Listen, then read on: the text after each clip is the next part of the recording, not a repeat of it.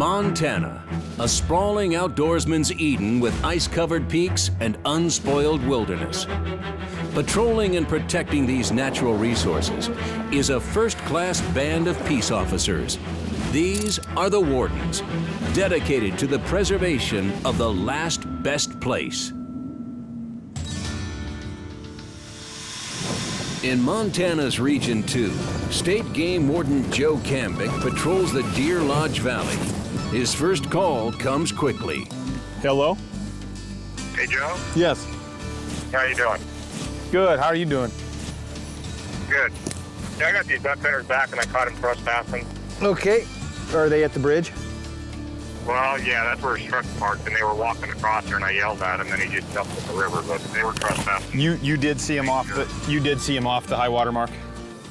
Yeah, they were out there walking across the grass out there, off there in the grass. So. Okay. I will. I'll drift that way and see if I can catch up with them.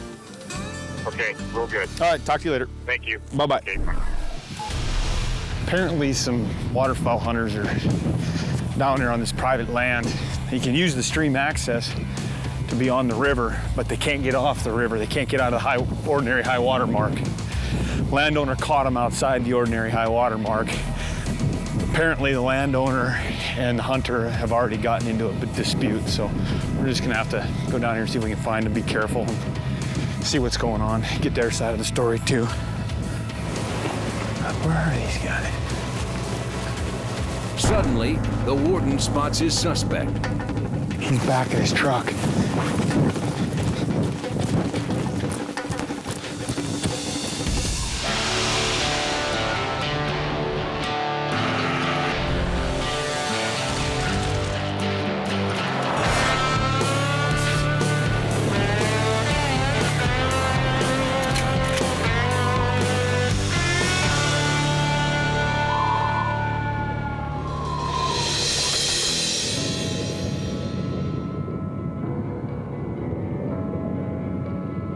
Montana's hunting season draws elk and deer hunters by the thousands. Turns out Big Sky Country's duck population lures in plenty of waterfowlers too.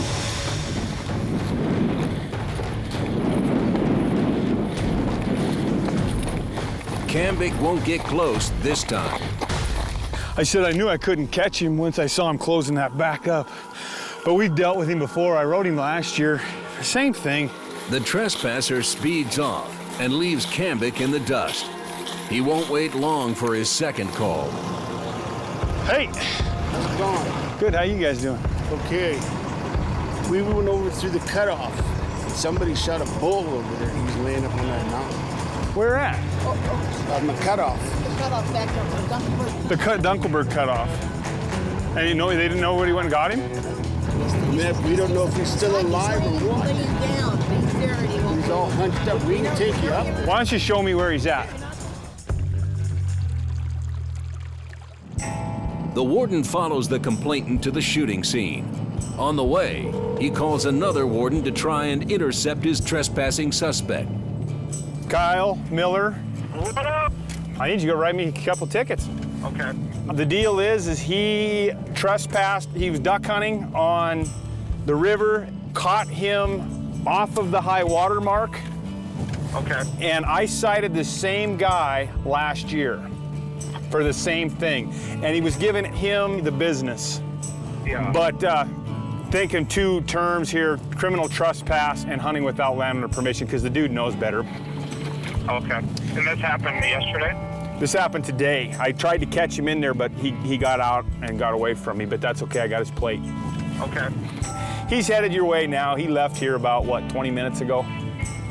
Okay. So he's headed your way now, so you can probably catch him before the evening hunt comes on. Now I'm gonna go look for a wounded elk, so if you got any other questions, give me a shout. Okay, let's do that. Good day, Warden. All right. Bye-bye now. Bye-bye. See you later. I love me some Kyle Miller, but he's stranger than fiction. He should be in a Stephen King novel.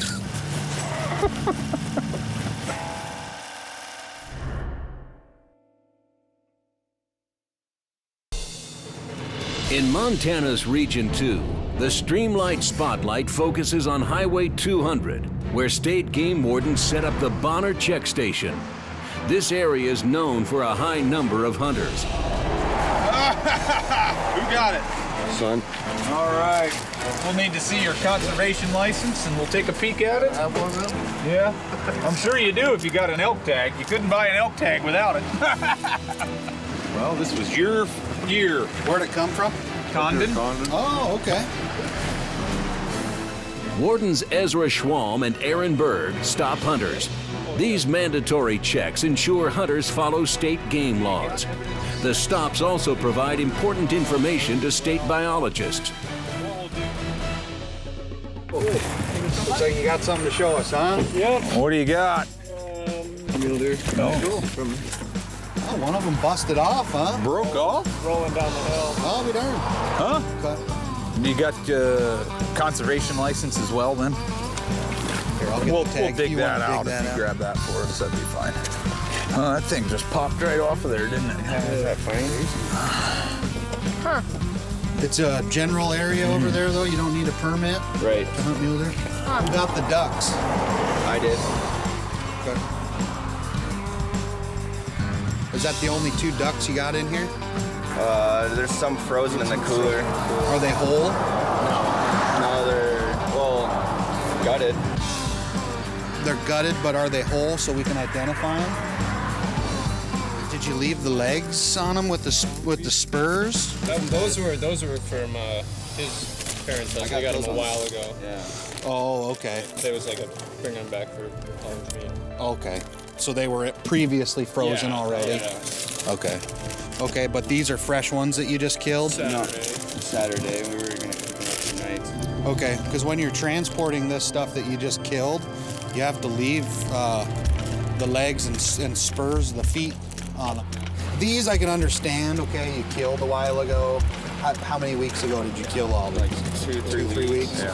That's fine. I mean, whatever.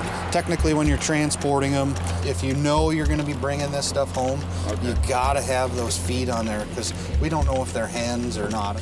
But just for future reference, just make sure if you are going to be transporting this fresh stuff, it's just like having a deer leaving the head on. We can obviously tell that's a buck, okay? But we can't honestly tell that this is a male pheasant.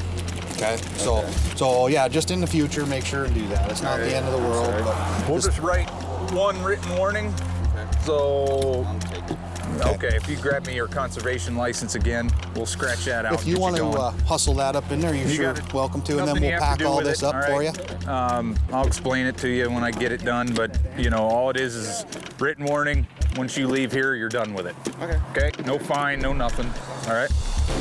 Well, I think you might have made a mistake because the hunting doesn't open till noon in here.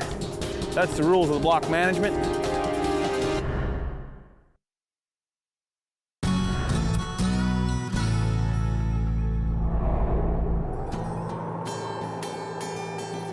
In Montana's Region 2, a passerby stops State Game Warden Joe Kamik to report a potential poaching case. They're hunting and they're not supposed to. I see that. All right. This driver says someone shot and wounded an elk before legal shooting time. How are you? Good. Is this your crew up here on the hill? Yeah, Okay. Who's up there? my parents. Your parents? Are you in trouble? I don't know yet. I'm gonna find out. I think that the hunting doesn't start till noon. It's 20 after 11. Okay. But I don't think, I'm not gonna take you to jail. Okay. If that's what you're worried about. Okay. So are you just bringing them some stuff here? All right. Let's go have a visit. Who shot the elk? Did he? Okay. Well, I think you might have made a mistake. Why? Because the hunting doesn't open till noon in here. That's the rules of the block management. Well, when I come by, he was bedded down. Somebody had shot him in the ass. So you put him down? That's all I did. Okay. I tagged him because that's the legal thing to do. Okay. All I knew is that this was block management. That's all I knew. You didn't know the rules for the block management? I didn't know they changed it. Okay. It used to be you could hunt whenever. So he was laying down out here when you got here? Where at? I spun him around, but he was bedded down right here. This is his blood trail going back up. So how long ago did you get here? Oh, about 10 minutes ago. You just started dressing him? Yeah. Okay. Okay, all right, well, let me pull this tag off of here. There's a warden from Phillipsburg coming up, and he knows more of the situation here. Okay. So I gotta talk to him before I do anything, but if your story checks out, see, I was told that there was a couple other injured elk, so that could very well be. We actually saw him on the road, and I come back up, and I went and got the permission slip map, so I knew where I was at. And you got signed in? Is this a sign-in deal? No, there's no sign-in area. So you just you can only hunt until noon. Did you see the map should have the rules on it? I didn't even look at the front side. I just looked at the map itself. Okay. Well, I'll have you do is just go ahead and continue to dress this elk. Start working on getting it back. I'm going to talk to the other warden once he gets here. Warden Kamik calls fellow warden Terry Alouse. Go ahead. You're up here with those people pulling that one out. Yeah, he claims he came by and saw it. It was injured and he put it down. Okay. Well, Turns out Warden Alouse is across the valley with a second group of shooters. They admit to shooting the elk before legal hunting hours. The wardens meet up to figure out how to handle the case.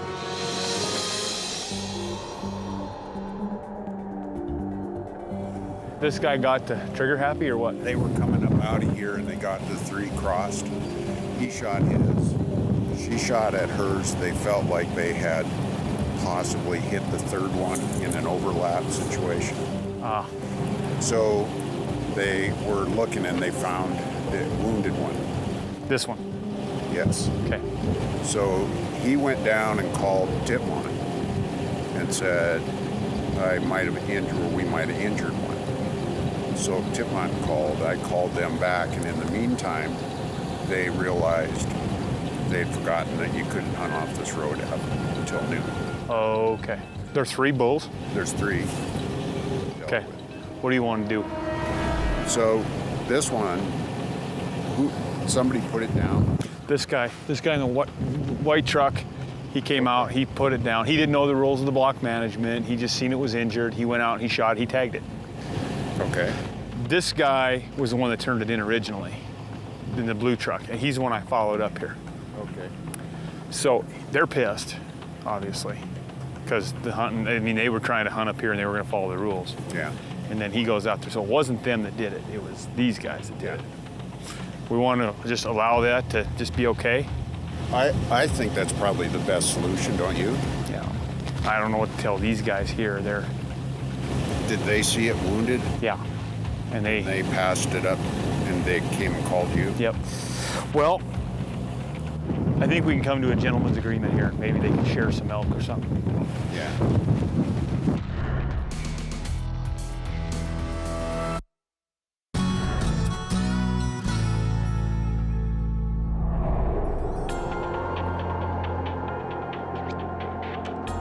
In Montana's Region 2, State Game Wardens Joe Kamik and Terry Alouse try and sort out a complex poaching case.